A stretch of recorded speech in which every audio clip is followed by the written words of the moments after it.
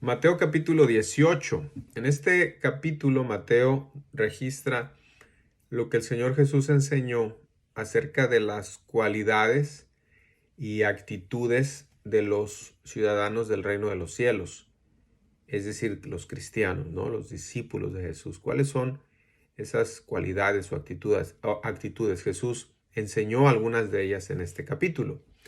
En el verso 1, si usted lo lee, dice que tenían una pregunta a los discípulos. ¿Quién es el mayor en el reino de los cielos? ¿Quién es? Los discípulos frecuentemente tenían esta preocupación de la grandeza, ¿no? Podemos imaginar a los discípulos discutiendo entre ellos. Ya en otra ocasión lo habían hecho y ahora se acercan con Jesús y le preguntan esto, ¿no? Eh, Parece que ellos pensaban que Jesús ya había escogido quién sería el mayor entre ellos. Era una preocupación que pues denota su pensamiento vano, ¿no? Porque pues no se trata de eso. Entonces el Señor les contesta de los versículos 2 al 4 con el ejemplo de la humildad de un niño. Dice que puso a un niño en medio de ellos y esa es la realidad. Si uno no llega a ese lugar humilde de un niño, pues no estaremos en camino a la grandeza en el reino de Dios, porque el que es grande en el reino de Dios es un humilde. Eso es lo que enseñó el Señor. De los versos 5 al 7 hay una advertencia muy dura que Jesús hace. Tomando ya la figura del niño, tomando ya que todos aquellos que son humildes ese niño representa a esas personas. Dice el verso 6: cualquiera que haga tropezar a alguno de estos pequeños. Pequeños, repito, no solo significan los niños, sino aquellos que se humillan, así como un niño, para recibir y creer y seguir a Jesús. Guiar a los pequeños, en ese sentido, a gente humilde, a gente que sigue a Cristo, guiar a esos pequeños a un pecado, dice el Señor que a ellos es mejor, verso 6, que se les fuera colgado al cuello una piedra de molino de asno y que se les hundiese en lo profundo del mar. Así de severo describe este castigo para aquellos que hacen pecar a una persona, para aquellos que hacen salir del camino de Dios a una persona. Después de los versos 8 al 9, a la luz de esta sentencia tan dura, él dice que vale la pena pecar entonces contra el pecado.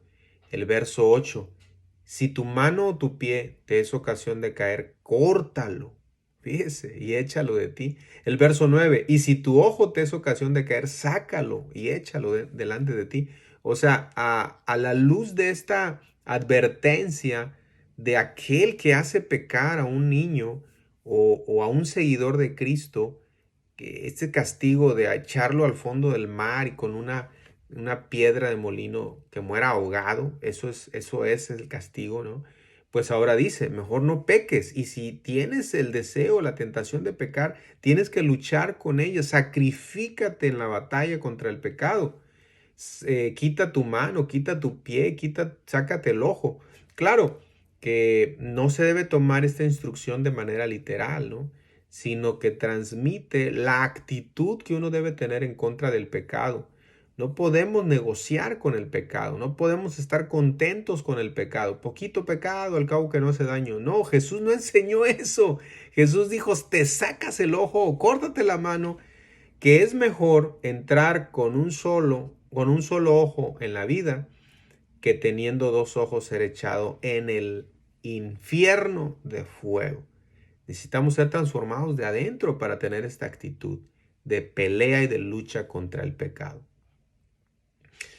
De los versos 11 al 14, el Señor habla de una parábola. Esta es una parábola similar a la parábola de la oveja perdida, pero no es la misma, porque son enfoques muy diferentes, ¿no? Aquí en esta parábola, de los versos 11 al 14, ahí Jesús enfatizó el amor y cuidado que debemos tener para todos en la comunidad cristiana. El Señor acaba de hablar que de los niños es el reino de los cielos, de los humildes, que alguien que haga caer a un humilde, a un niño, a una persona que sigue a Cristo, su castigo tan severo, ahora nos enseña en esta parábola lo importante que es ir por el perdido, por el extraviado, ¿no? Que eso no se escapa a la mirada de Dios. Versos del 15 al 22, el Señor nos va a enseñar otra actitud de los ciudadanos del reino de los cielos. Cuando alguien peca contra ti, cuando alguien te ofende, cuando un hermano dentro del reino de Dios, dentro de la iglesia te ofende, ¿cuáles son los pasos?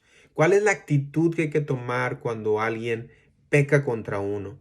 No es no perdonarlo, es perdonarlo, pero seguir estos pasos. Verso 15, ve y repréndele estando tú y él solos, ¿sí? O sea, no hagas chisme, no empieces a decir a todo mundo, ve directamente con él y dile, me ofendiste, habla con él. Segundo paso, verso 16, vaya al verso 16. Mas si no te oyere, o sea, si todavía no se arreglan las cosas, toma aún contigo a uno o dos testigos y habla con él. Es el segundo paso. Y tercer paso, verso 17, si no los oyere a ellos, es decir, si no quiere arreglar nada, dilo a la iglesia. Y si no oyere a la iglesia, ese podría ser el cuarto paso, ¿verdad?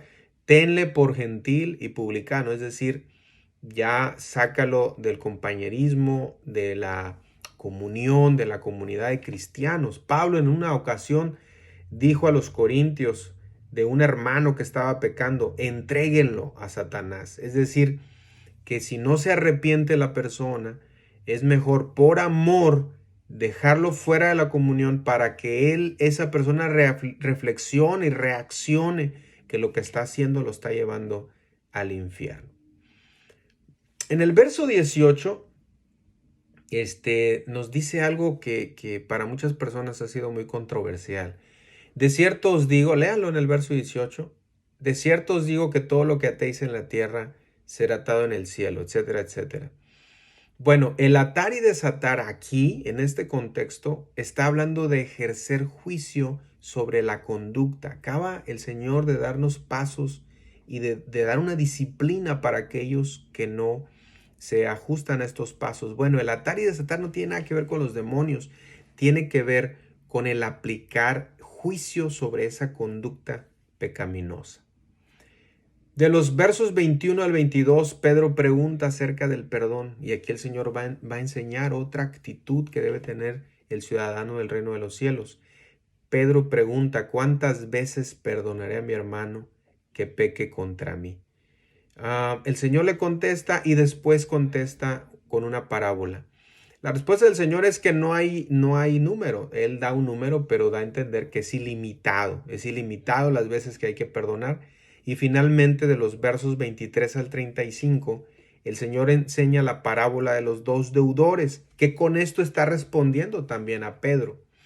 La enseñanza de esa parábola, ojalá usted la haya leído y haya reflexionado sobre ella, pero la enseñanza de esta parábola que está en los versos del 23 al 35 es que nosotros somos el deudor a quien se le ha perdonado una deuda casi infinita.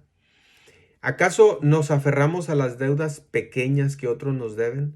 ¿Acaso nosotros vamos y exigimos a alguien que nos debe cuando ya alguien, que es Dios, nos perdonó una deuda que no podíamos pagar? Esta es la enseñanza. Como se nos ha perdonado mucho, no tenemos el derecho de retener el perdón a otros. Aquellos que no perdonan no pueden esperar ser perdonados. Esa es la enseñanza de la parábola. Bueno, hasta aquí el resumen del capítulo 18.